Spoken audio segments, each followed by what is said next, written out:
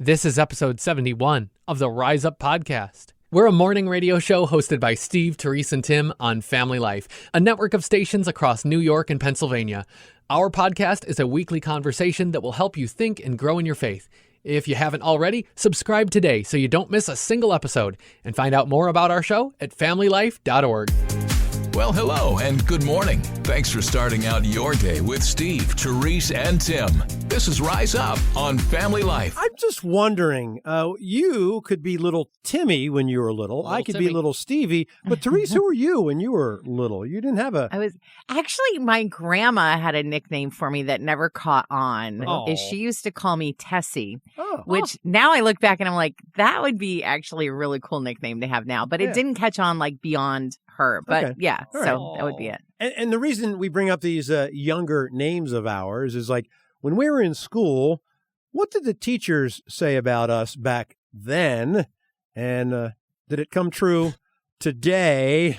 What stuck from what the teacher said long, long ago on those report cards? You know, those little comments, those asides, those other things. Little Timmy? Timmy, you're shaking your head, yes. It was a different Tim who made this point. Tim Kimmel, who sometimes you hear on Family Life. He said that most likely what you got in trouble for as a student is what you end up doing for a living.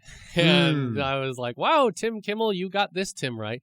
Because, if I found myself out in the hallway in younger grades where that's the way they punish you, by putting you out in the hall, or if it was during the homeschool years where I was working with my mom as my teacher, or later on when it was high school and there were other ways of getting your reprimand in front of class, it was talking.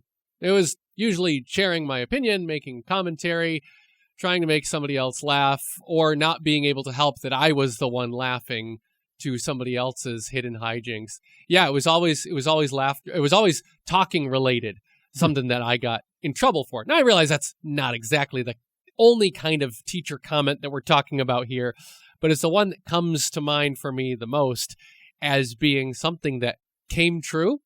Because not only did I guess it'd be important to point out, yeah, sure, I got in trouble a lot for talking too much, talking when I wasn't supposed to. But here's something that never happened with my teachers. I never got shamed for sharing or for being a talkative person, or being like, why do you just can't stop flapping your gums, kid? It was never something like to put me down. Sure, they had to maybe put me in my right place. You look at that, you look back to that and be like, wow, I'm so grateful none of them ever quenched that. Because you wonder how many people get in trouble for something, be made to feel stupid about something, or made to feel useless about something that they like to do a lot, and maybe it's not what goes along with the system, and they get in trouble for it, and then they never go on to find out what could have come from that.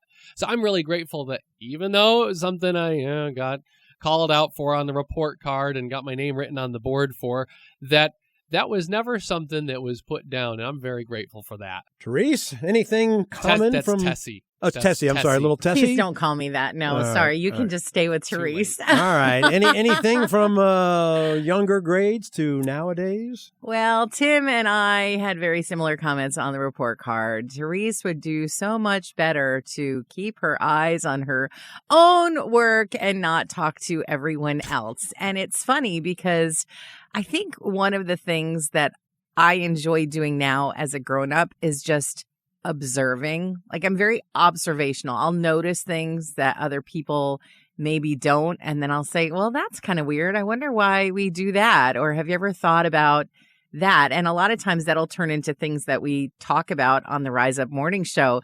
But I also was very chatty in class.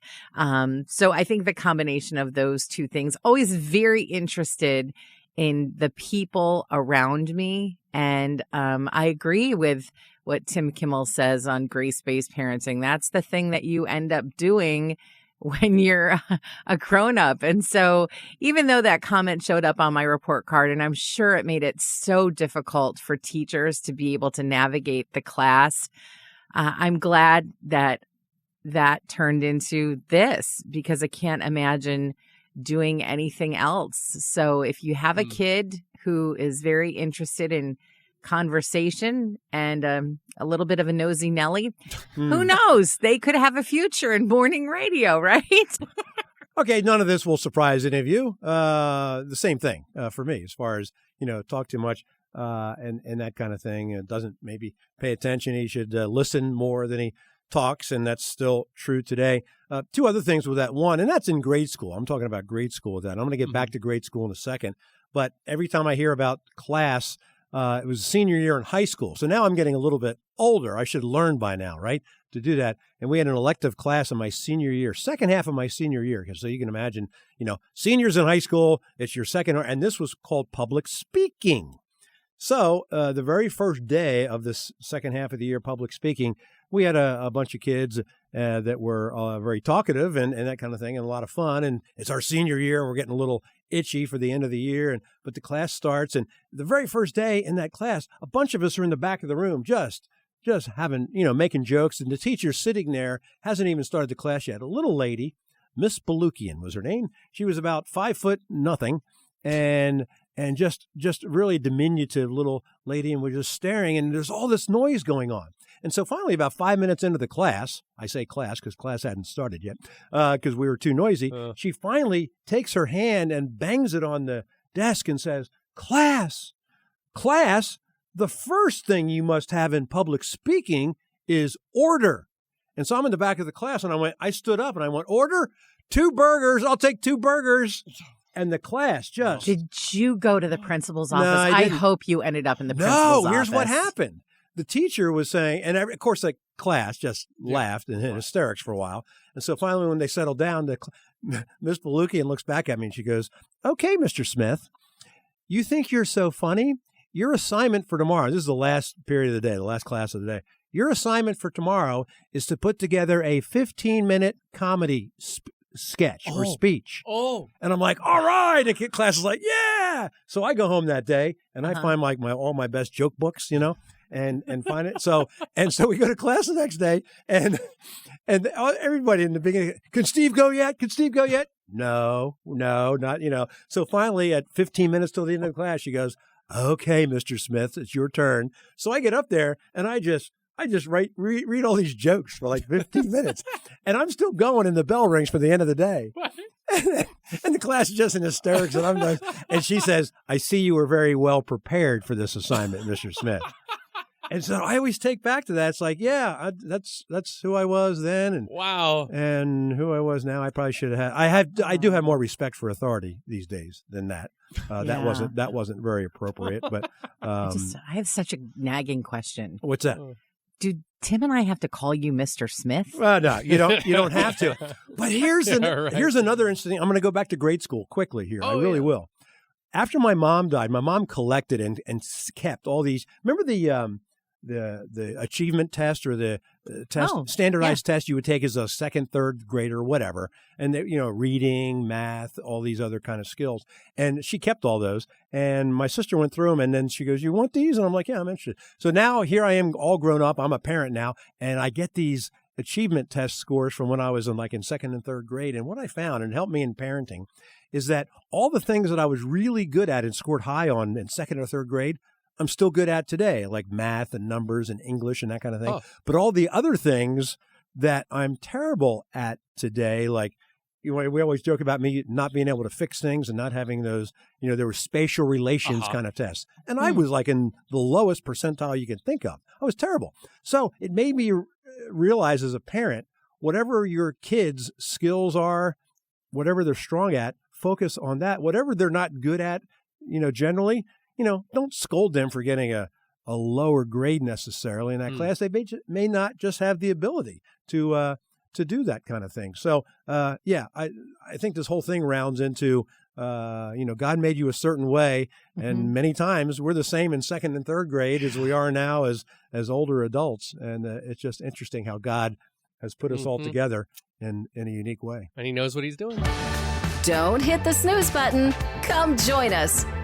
It's Rise Up with Steve, Terese, and Tim on Family Life. That sports drink, maybe it's dumped over somebody's head in the celebration of victory after a game, or maybe you just throw it back when you're drenched in that sweat. You're replenishing the electrolytes, and you're just quenching your thirst. And that white milk just tastes so good Wow. when you are so thirsty. Wait, what? No. I haven't ever thought about. Have you seen this kind of positioning of milk sort of more as a sports drink? So it replenishes all the stuff. Yeah, and right. Like it was Got Milk when I was Right. younger and stuff. Well, now Does a body good Yeah. for a while. Uh-huh. Yeah. Uh-huh. And it's been I've kind of missed out on this, but it has been gonna need milk. Like you're gonna need milk for that if you're gonna be out there and burning calories and you're needing to replenish all your nutrients. That sports drink, one way to sell it, I guess. I like how one dairy farmer, like a local small dairy farmer put it, said if people saw the effort small dairy farmers put into producing that milk to help feed and keep rural communities alive, they might like milk better. Sure. And I thought, I like that perspective. Or maybe for you, it's the perspective of you're slamming down a quart of 2% to get back onto the basketball court. Maybe that does it for you. Maybe that quenches your thirst. I don't know. I think of the basketball court. Uh-huh. I think of dunking. Oh. And then I'm like, yeah, I'm going to need some milk you're for that. onto something. Reminding you that God is in charge today and every day. It's Rise Up with Steve, Terese, and Tim on Family Life. I could never do this job. The job of preparing fancy coffee in the pressure cooker that is the American coffee shop, because people want their no foam and their extra hot and their shot of this and their shake of that and their drizzle of the whatever. And then on top of it, you have to remember whose order is whose. So, you go into the place and they grab the cup and they say, what's the name?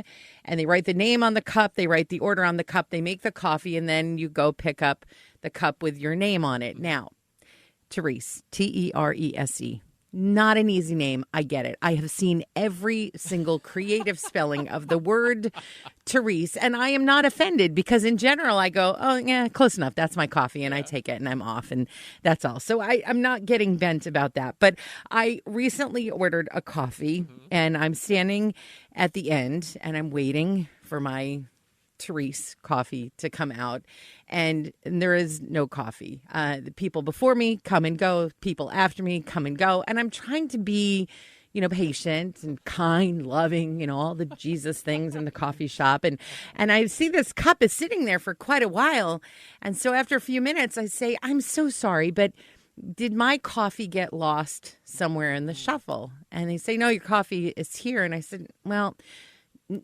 I don't think that's my coffee because of the name. And they pull down the sleeve and they say, is this what you ordered? And I said, yes, but my fear is that someone else has ordered the same thing as me. Oh, yeah.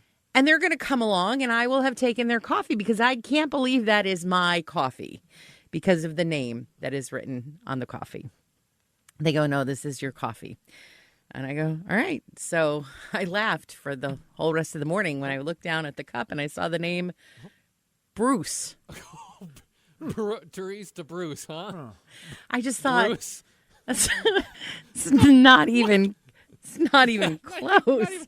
But Hello, my name is Bruce. Hello, Bruce. So from now on, it is Steve, Bruce, and Tim. Maybe they just misheard you in a conversation when you were extolling the virtues of this place and say, how the coffee brews.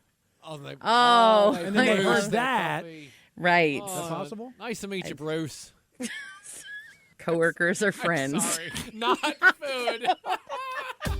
Thanks for making us part of your morning routine. It's Rise Up with Steve, Terese, and Tim on Family Life. Good news. No homework for the weekend. Hey! Yay! Woo-hoo. Might be bad news. Pop quiz right now. Oh. Here is your assignment right now on Rise Up. Here's the situation. A bridge in Denmark, a truck going over the bridge, potatoes fall all over the bridge. Your assignment on this pop quiz, boy. we need to rename the bridge based on what's been going on. Potatoes all over the bridge in Denmark. Right. And now you need to come up with a name for this bridge. Name for this potato bridge in Denmark. Richard and Bolivar, how about you? I would call it the Spud Span. Good morning, Kenny and Kenmore, New York. Can you beat Spud Span? Our bridge au gratin.